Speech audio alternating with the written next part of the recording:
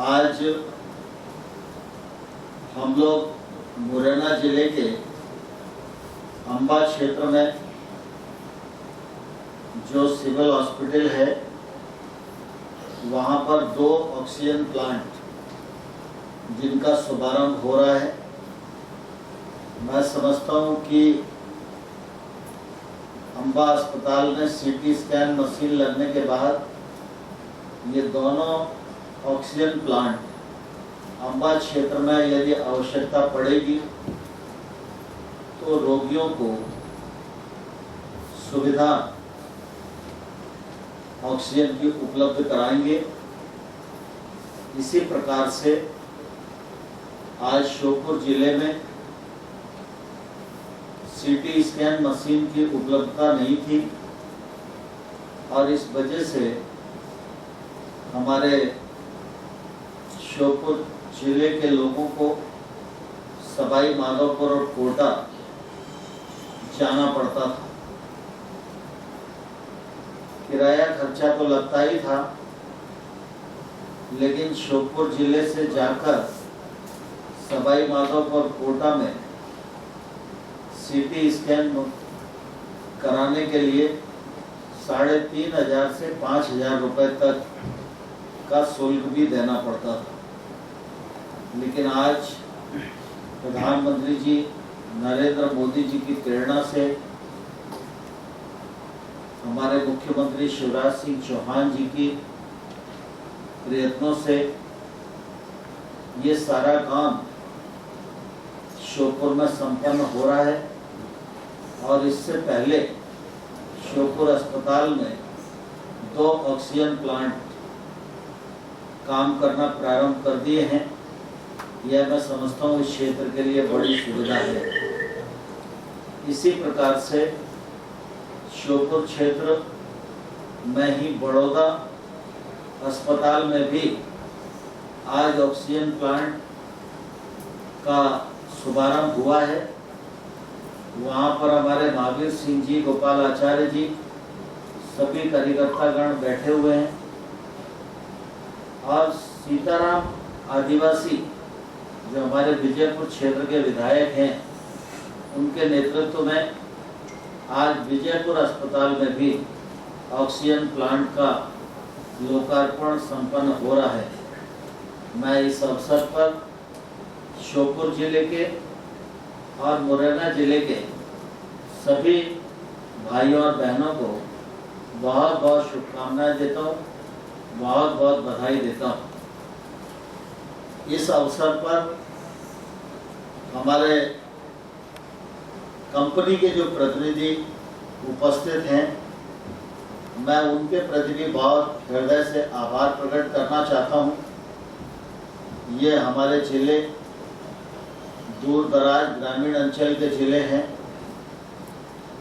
यद्यपि हम सब जानते हैं कि प्रधानमंत्री जी ने पीएम केयर के माध्यम से और हमारे राज्य शासन में मुख्यमंत्री जी ने राज्य के बजट से भी इस प्रकार के ऑक्सीजन प्लांट राज्य के अनेक अस्पतालों को उपलब्ध कराए हैं। लेकिन शिक्षा का क्षेत्र और स्वास्थ्य का क्षेत्र इतना व्यापक है कि इस क्षेत्र में जब तक जन सहयोग, संस्थाओं का सहयोग, समाज सेवी लोगों का सहयोग और कॉर्पोरेट का सहयोग नहीं जुड़ता है, तब तक इस प्रकार की व्यवस्थाएं पूरी नहीं हो पाती। और इसलिए जो क्षेत्र बाकी रह गए थे, वहाँ हम लोगों के आग्रह को स्वीकार किया और आप सब ने योगदान करके एक तरफ सीटी मशीन की, स्कैन मशीन की भी उपलब्धता कराई और अनेक क्षेत्रों में ऑक्सीजन प्लांट भी उपलब्ध कराए। इसके लिए मैं दोनों जिले की जनता की ओर से कंपनी के सभी प्रतिनिधियों का हृदय से बहुत बहुत धन्यवाद करता हूं। आप सबका आभार मानता हूं और आप सबको यह आग्रह करना चाहता हूं कि जब भी कभी ऐसी परिस्थिति आए तो निश्चित रूप से आप आगे बढ़ के काम करते हैं, और आने वाले कल में भी अगर इस चंबल के क्षेत्र में कोई आवश्यकता रहेगी तो ज़रूर हम लोग अपनी रिक्वेस्ट आप सबके सामने रखेंगे। मुझे कहते हुए प्रसन्नता है कि ये जो मैंने कहा ये तो आज के कार्यक्रम से संबंधित ही है, लेकिन इसके अतिरिक्त श्योपुर जिले के करहाल के अस्पताल में भी एक ऑक्सीजन प्लांट की स्वीकृति हो गई है। उस दिन में वह भी प्रारंभ होगा और कल मुरैना जिले के कोलारस और जौरा इन दोनों अस्पतालों में भी ऑक्सीजन प्लांट का शुभारंभ किया जाएगा। मुरैना का बड़ा अस्पताल है, पिछले दिनों बड़ी दिक्कत आ रही थी क्योंकि आसपास के सारे इलाके का जो लोड है वो ग्वालियर के हॉस्पिटल पर भी था और मुरैना में मुझे ध्यान है कि उस समय ब्लड सेपरेटर मशीन की बड़ी आवश्यकता महसूस की जा रही थी। तो ये ब्लड सेपरेशन मशीन भी मुरैना में लग गई है, कल इसका भी लोकार्पण वहाँ संभव होगा।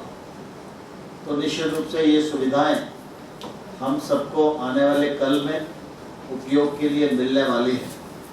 इसके साथ ही मुरैना जिले के सबलगढ़, मुरैना जिले के पोरसा, मुरैना जिले के बामौर अस्पताल में भी ऑक्सीजन प्लांट लगाए जाएंगे और साथ ही इन सब समाज सेवी संस्थाओं के माध्यम से ही भिंड जिले का गोहर, दतिया जिले का सेवड़ा, ग्वालियर जिले का मोहना और हस्तिनापुर, इसी प्रकार से शिवपुरी जिले के करेरा, पोहरी और कोलारस, गुना जिले का चाचौड़ा और अशोकनगर जिले के चंदेरी, इन अस्पतालों में भी आप जैसे सभी लोगों के सहयोग से ऑक्सीजन प्लांट दिए गए हैं, उन पर काम चल रहा है, कुछ तैयार हो गए हैं और कुछ हफ्ते 15 दिन में तैयार हो जाएंगे।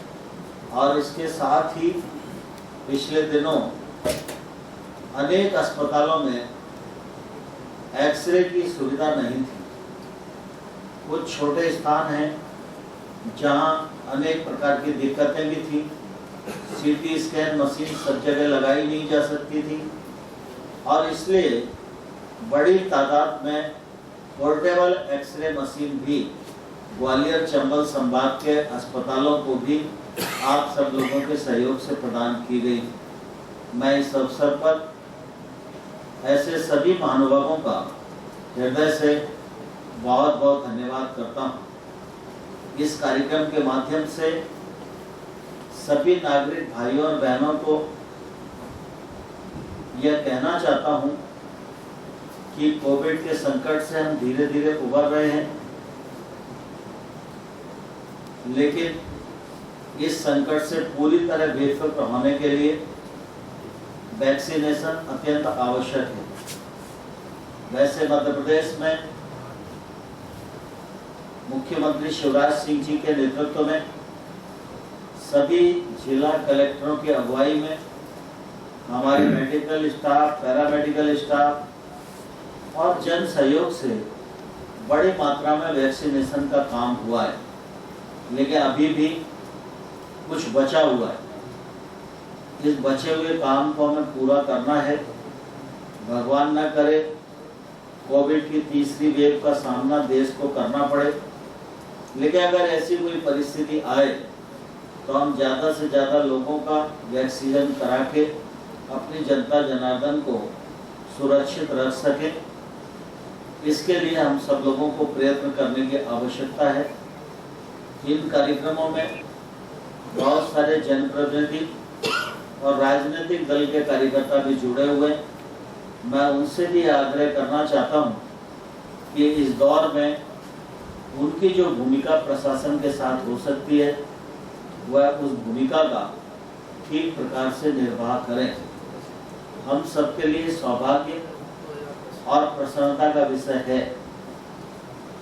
जब फरवरी 20 में कोविड की आहट सुनाई दी थी और जैसे ही आहट सुनाई दी तो मार्च 20 में प्रधानमंत्री जी की दूरदृष्टि का परिणाम है कि उन्होंने लॉकडाउन घोषित कर दिया।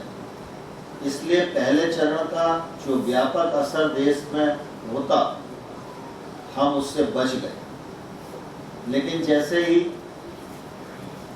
थोड़ा सा हम उस संकट से उभरे, कुल मिला के लोगों ने लापरवाही बरती और जो दूसरे चरण का दौर था उसमें देश के बहुत सारे हमारे परिवार के लोग प्रभावित हुए।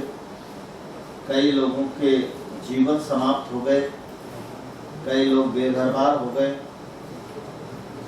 और सभी लोगों ने उस दौर में भी कोशिश करते हुए जैसे तैसे उस दौर से उबरने का एक सफल प्रयत्न किया है।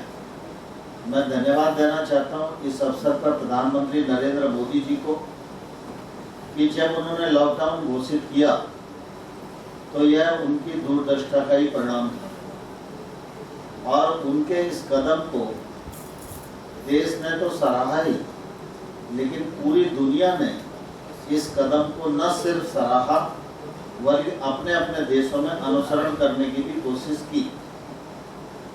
और जब कोविड आया उस समय हमारे पास कोविड का टेस्ट करने के लिए देश में 1 और 2 ही लैब हुआ करते थे। अब सोचो अगर पहले दौर में संकट बहुत व्यापक हो गया होता तो शायद हम कोविड का टेस्ट भी नहीं करा पाते। आज देश में मोदी जी के प्रयत्नों के परिणाम स्वरूप 2500 से अधिक लेबोरेटरी हैं जहां पर कोविड का टेस्ट हो सकता है, दवाइयां भी हैं। आमतौर पर हम सब इस बात को भलीभांति जानते हैं कि हमारे देश में टीबी का रोग आया, हमारे देश में पोलियो का रोग आया। उस जमाने में उस कालखंड के लोगों को कितनी तकलीफ हुई होगी। वैक्सीनेशन और टीके का इतना अभाव था कि दूसरे देशों पर हम लोगों की निर्भरता थी। पोलियो का टीका बनने के 20 साल बाद भारत को पोलियो का टीका मिला। वो तो भारत के लोगों ने भी कोशिश की, सारा देश उसमें लगा, तो पोलियो से हम लोगों को कमोबेश मुक्ति मिल गई। लेकिन दुनिया में टीका बनने के बाद 20 साल बाद भारत का नंबर आया। उस बीच में जितने लोग हताहत हो गए वो तो हो ही गए, उसका कष्ट निश्चित रूप से देश को है। लेकिन हम सबके लिए बहुत गौरव की बात है कि कोविड फरवरी 20 में आया, मार्च में लॉकडाउन लगा और अप्रैल में प्रधानमंत्री जी ने बिना किसी दुनिया के बड़े संपन्न टेक्नोलॉजी से, विज्ञान से, साइंस से संपन्न जो देश हैं उनकी तरफ न देखते हुए अपने वैज्ञानिकों से बात की कि इसका वैक्सीन हम क्यों नहीं बना सकते। और एक वैक्सीन को बनाकर मनुष्य को लगाने तक कम से कम 9 महीने का समय लगता है। और मुझे ध्यान है कि मार्च में लॉकडाउन हुआ और अप्रैल 20 में प्रधानमंत्री जी ने वैज्ञानिकों के साथ बैठक की, उनको सरकार का निर्देश दिया, जो संसाधन देने चाहिए थे वो संसाधन दिए, उनकी हौसला अफजाई की और हमारे वैज्ञानिकों ने प्रधानमंत्री के संकल्प को पूरा किया। और जनवरी 21, अप्रैल से अगर हम जोड़ेंगे तो जनवरी 21 ठीक 9 महीने होते हैं। जनवरी 21 में पहला वैक्सीन देश में पैरामेडिकल स्टाफ को लग गया था। यह भारत की बहुत बड़ी सफलता है। और सिर्फ इतना ही नहीं कि हमने वो वैक्सीन बनाया और अपने यहाँ लगाया। दुनिया के बहुत सारे देश जिनको वो वैक्सीन देने का काम हम लोगों ने किया, अमेरिका जैसे देश जिनको दवाई देने का काम इस कोविड के संकट में भारत ने किया। एक कालखंड ऐसा था जब हम दुनिया पर आश्रित रहते थे, लेकिन आज ऐसा समय भी है जब दुनिया के बहुत सारे देश हम पर निर्भर हैं। मुझे ध्यान है पाकिस्तान से हमारे संबंध बहुत अच्छे नहीं हैं, लेकिन पहले दौर में जब हमने वैक्सीन बनाया तो WHO ने जो वैक्सीन हमसे लिया उसमें सबसे अधिक हिस्सा पाकिस्तान को दिया। तो मतलब कुल मिला के हमने जीवन के मामले में भारत ने पाकिस्तान को भी ऐसी महामारी के समय मदद करने में पीठ नहीं दिखाई। और आज हमारी वैक्सीन दुनिया की अच्छी वैक्सीनों में है।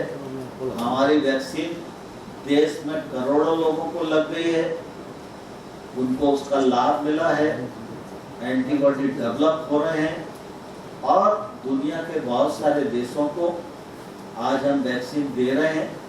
और मुझे लगता है दिसंबर से हमारे पास पर्याप्त मात्रा में वैक्सीन होगी, क्योंकि अभी वैक्सीन का जो उत्पादन है उस उत्पादन में हमारी प्राथमिकता है कि पहले हमारे 135 करोड़ लोगों को वैक्सीनेशन हो और उसके बाद जो बचे वो हम दुनिया को एक्सपोर्ट करें। लेकिन नवंबर दिसंबर तक हम बड़ा एक्सपोर्ट करने की स्थिति में भी आ जाएंगे और वैक्सीन की कोई कमी हिंदुस्तान में नहीं होगी। यह मैं समझता हूँ भारत की बड़ी सफलता भी है। हम सब नागरिकों को इस सफलता पर गौरव भी करना चाहिए और प्रधानमंत्री नरेंद्र मोदी जी और देश के तमाम सारे वैज्ञानिक जिन्होंने इस वैक्सीन के निर्माण में योगदान दिया, उनका हम सब तालियां बजाकर हौसला अफजाई करें। ऐसा मेरा आप सब लोगों से इस अवसर पर आग्रह है।